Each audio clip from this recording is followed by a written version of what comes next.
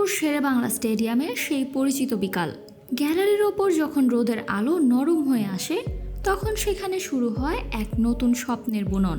সেই মাঠের ঘাসে মিশে আছে বাংলাদেশের ক্রিকেটের কত শত ইতিহাস। বাংলাদেশ ক্রিকেট বোর্ডের দায়িত্ব নিয়েই সাবেক অধিনায়কদের হাতে ক্যাপ্টেন্স কার্ড তুলে দিয়েছিলেন তামিম ইকবাল। তবে তামিম এবার জানালেন, অধিনায়কদের মতো জাতীয় দলের সাবেক ক্রিকেটারদেরও বিশেষ সুবিধা দেবে বিসিবি।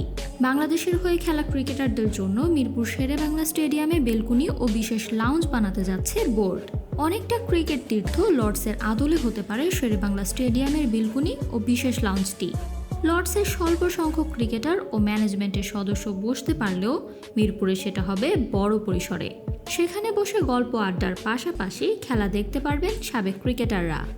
আজ বোর্ড সভাপতি সাংবাদিকদের বলেছেন, আশা করি বাংলাদেশকে যারা প্রতিনিধিত্ব করছেন তাদের জন্য নির্দিষ্ট একটি জায়গা হয়ে যাবে। ওনারা আসবেন, দলকে সমর্থন দেবেন, খেলা দেখবেন। মাঝে মাঝে যখন খেলা থাকবে না তখন এসে এখানে গল্প করবেন, কফি খাবেন, বেলকুনিতে বসবেন, মাঠের দৃশ্য উপভোগ করবেন। এটা ওনারা পাওয়ার যোগ্য। খুব শীঘ্রই পুরনো কাঠামো ভেঙে নতুন নকশায় এর কাজ শুরু হবে। পরিকল্পনা ঠিক থাকলে আগামী 3 থেকে 4 মাসের মধ্যেই দৃশ্যমান হবে এই আভিজাত্য। এই মাঠ কেবল পরিবর্তনই হচ্ছে না, বরং পুরনো নায়কদের সম্মান জানানোর এই দারুণ উদ্যোগ মিরপুর স্টেডিয়ামকে দিচ্ছে এক নতুন প্রাণ। Samantha, beyond border sports. আরও আপডেট পেতে সাবস্ক্রাইব করুন আমাদের ইউটিউব চ্যানেল এবং ক্লিক করুন বেল আইকন। ফলো করুন টিকটক ও ফেসবুক পেজে।